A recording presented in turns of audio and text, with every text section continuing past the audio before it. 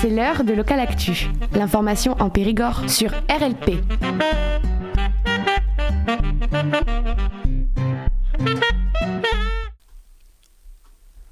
Samedi 4 avril 2026 s'est tenue la première soirée Dub Explosion, Kanka plus Dub Ganja de la soirée Delta Explosion.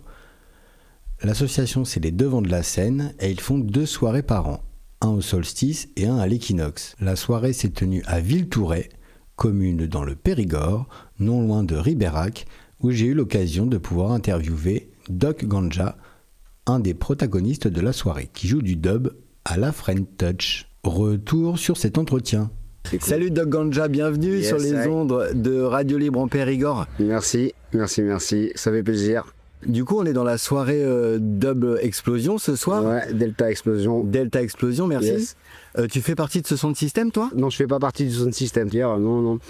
Delta Explosion, en fait, je connais grâce à Béran, maintenant qui est la présidente de l'asso, qui m'avait rencontré lors d'une soirée il y a très longtemps et qui m'a fait jouer avec Delta Explosion, l'asso, les Devants de la Seine il y a quelques années. Et puis maintenant, ça fait peut-être la 5e fois que je joue avec eux, là, je pense. Et là, c'est un immense honneur de passer cette soirée-là, surtout notamment avec un artiste nommé Kanka, qui, en fait, grâce à lui, j'ai commencé un peu le dub. Il faisait du dub. Je l'entendais en sound system, j'étais même pas encore dans le dub, je faisais déjà la musique, comme je te disais tout à l'heure en off. Je fais la musique depuis très longtemps. C'est vraiment Kanka, des artistes comme Kanka, Panda Dub, Mahom, qui m'ont fait vraiment envie de faire ce délire de dub à la French Touch, comme on pourrait dire, quoi. Ça veut dire quoi la French Touch ? La touche française, quoi. Oui. Parce qu'on parle souvent de dub UK, tu vois, le dub britannique ou le dub jamaïcain, le dub roots. Du coup, c'est quoi la diff alors ? Mais c'est juste que, je sais pas. C'est une basse qui est différente. Alors, franchement, je serais même pas vraiment de te dire. Hein. Après, je trouve que oui, le dub français, il y a plus des sonorités électro souvent. Je pense ça sonne un peu plus électro, ça sonne vraiment moins roots, même limite dubstep quoi des fois. Enfin moi certains trucs que j'ai envie de faire.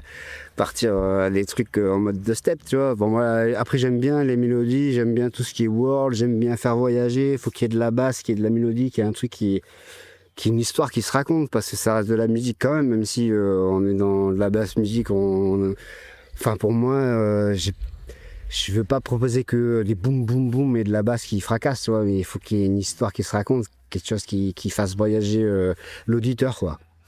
T'es un compositeur ou tu es un DJ ? Compositeur. D'accord. Je fais pas de sélection. Tout ce que ce soir je vais jouer, c'est vraiment de la compo que je fais chez moi sur mon PC en MAO. Je compose mes kicks, ma basse, mes drums, toutes mes mélodies. C'est vraiment de la compo pure et dure et c'est moi qui mixe mes morceaux et puis voilà, je les propose en live comme ce soir par exemple. Ok. Et tu composes tout seul ? Tout seul. Ouais, ça m'est arrivé, j'ai déjà fait quelques collabs. C'était un peu ça mon autre question. Ah ouais, voilà, ça m'est arrivé, j'ai fait une collab il y a longtemps avec un gars, il s'appelait Joris, il faisait partie de Rafik Sound System. D'accord. Et je pense qu'il a arrêté, il chante plus. J'ai fait une collab dernièrement avec un gars qui est de Poitiers, qui s'appelle Little Benny Dub. Donc là, je l'ai pas sorti, je la joue pas ce soir parce que pour moi, elle est pas dans mon contexte de live. Mais après, j'ai d'autres collabs. Il y a Shkonk, le chimiste, anciennement, mais il faisait partie aussi de Rafik Sound System, qui est chaud à faire quelques collabs et tout, qui vous s'y remettent à faire de la compo. Moi, je suis toujours chaud, je suis toujours chaud à faire la collab, il n'y a pas de problème. Mais sinon, généralement, je compose tout seul, quoi. Ok. C'est avec des logiciels ? C'est ça. Des synthétiseurs aussi ? C'est que des synthétiseurs virtuels. J'utilise via un logiciel MAO, j'utilise Studio One. Il y en a plusieurs, il y a FL, Ableton ou chacun. Cubase aussi, je crois. Cubase, Cubase, j'utilise juste pour le live, sur mon PC de live, mais sinon, en studio, j'utilise Studio One. D'accord. Pourquoi le dub ? c'est un truc qui m'a fait vibrer quand j'ai vraiment vu ça en sound system que je connaissais pas. Alors étant issu du rock, vraiment la musique c'était un rêve depuis tout petit de faire la scène, de se produire ta musique, de mettre ton âme sur scène, faire quelque chose. Et quand j'ai vu vraiment les gars qui jouaient en live comme ça, qui faisaient du dub, je connaissais. Mais je fais non mais c'est ça. Et je sais pas, c'est un truc qui résonne en moi, qui me fait vibrer. Il m'a dit voilà, c'est cette direction-là, il fallait que je prenne. Et je pense que je me suis pas trompé parce que voilà, quand tu te retrouves là comme ce soir à faire une date avec Kanka, ça fait super plaisir. Un gros big up, Delta Explosion. Une dédicace à faire? Ah mais oui, mais bien sûr, Delta Explosion, Béran, JB, toute la team. Et heureusement qu'ils sont là, ça fait plaisir parce qu'ils me font confiance. Et voilà, j'ai rien à dire, franchement, un royal big up, royal big up. Et t'as commencé quand alors? C'est-à-dire la musique? Ouais. Je devais avoir une dizaine d'années. C'est ma mère, elle m'a appris la guitare, j'avais une dizaine d'années. Les premiers accords, et je jouais des chansons des années de mes parents. C'est une poupée. Tu vois, des trucs comme ça, pour apprendre déjà à enchaîner les accords sur la guitare. Après, les années ont fait que je suis arrivé en adolescence, j'ai commencé à écouter du Offspring, Nirvana, Guns, Metallica. C'était les années rebelles, l'adolescence. Du coup, j'ai commencé à jouer un peu ce style de musique et c'est comme ça que je suis vraiment parti dans le délire où ouais, j'ai eu des groupes rock, metal. Et j'aimais vraiment ce délire-là de faire de la scène et tout. Et de partager vraiment un moment en groupe. Mais après, bon, les aléas de la vie... Moi, je m'investissais énormément, j'ai eu plein de groupes et il y a les gars qui te lâchent. Moi, je voulais pas attendre. Et, le fait de voir un gars comme Kanka ou Panda Dub jouer sa propre musique tout seul en live, il me dit, mais voilà, moi, j'ai pas besoin d'entendre les gens. Moi, c'est ça, je vais pouvoir le faire. Et je vais kiffer mon délire, mais si je veux le faire, je le ferai moi-même parce que j'ai envie et j'y arrive maintenant. Et si j'en suis là aujourd'hui, c'est parce que j'ai pas lâché l'affaire, quoi. Et je suis pas parfait, hein, je sonne pas pro, j'ai encore je suis toujours en doute de ce que je fais. Et même là ce soir, est-ce que ça va aller? C'est pas évident, mais voilà, je lâche pas l'affaire et si on se donne pas les moyens, je pense que personne n'arrivera à faire quelque chose. C'est quand ta prochaine sortie? Après celle-là, là? Ouais. Mais là, j'en ai pas d'autres. Alors, ok, tranquille. J'en ai eu une la semaine dernière, j'ai joué à Montignac. Là, ça fait 2 en 2 semaines, c'est déjà pas mal. Et après, peut-être que ça va déboucher à quelque chose. Hein, parce que je pense que ce soir, ça va être une soirée inoubliable pour moi, en tout cas, dans tous les cas. Ok. Parce que du coup, tu as le projet de sortir plus, t'aimerais bien sortir plus ou, bien sûr. Ou c'est occasionnel vraiment? Ah non, moi j'aimerais bien sûr sortir le plus possible. Après, bon voilà, j'ai pas de manager, j'ai rien. À chaque fois que j'ai des dates, c'est parce que c'est du bouche à oreille, ça se passe comme ça. Et je me dis que petit à petit, l'oiseau fait son nid, hein, je pense. Et je sortirai de plus en plus, je pense. Mais t'as fait du solfège? Oui. Parce que c'est ça que je voulais dire. Oui, j'ai fait du solfège après la guitare. Donc je t'avais dit, j'avais commencé à 10 ans. J'ai fait du solfège, je devais avoir 12-13 ans. J'ai fait un peu clarinette, saxo, trompette. Multi-instrumentaliste. Voilà, mais maintenant je serais plus jouer. Et en fait, le solfège me sert vraiment parce que je m'en sers pas quand je compose. Je fais tout vraiment à l'oreille. Après, c'est peut-être aussi le fait que j'ai eu cet apprentissage de la musique qui fait que j'ai des facilités à composer quand ça sonne faux et j'entends direct.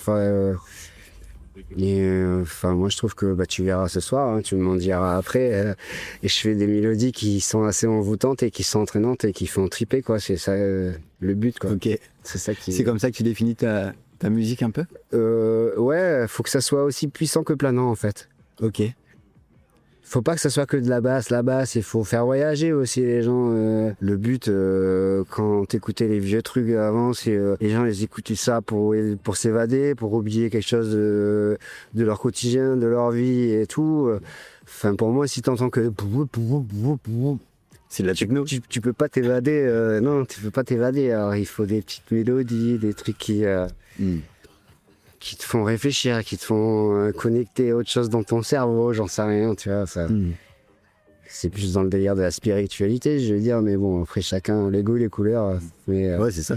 Mais en fait, dans tous les cas, ma musique, elle vient du cœur et dans le but de faire voyager les gens et de leur faire du bien, quoi. C'est aussi un peu ça, le docteur il soigne. Pourquoi le docteur? Ah, ça c'est un autre délire. C'est il y a longtemps du coup quand j'ai commencé un peu à... Parce qu'après oui c'est vrai, j'ai eu une période où je faisais du sound system, où j'ai chanté un peu, mais en mode dancehall, reggae dancehall, tu vois. D'accord. Et voilà, je sais pas si j'ai le droit de dire ça à la radio, on peut parler de plantes ou pas?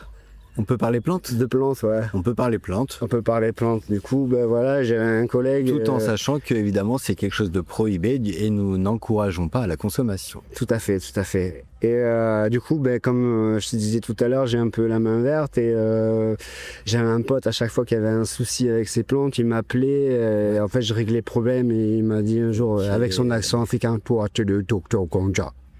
Et en fait, c'est resté. Et du coup, je me suis dit, mais ça, je vais le garder parce que c'est un putain de nom de ouf. Tu vois. Ça passe pas. Il y a des moments où, dans des concerts, ils m'ont un peu coupé le truc. Ils ont mis Dr G. Ils voulaient pas. Enfin, ouais, c'est d'accord, ok. Bah, maintenant, c'est explicite. Ouais, c'est trop explicite.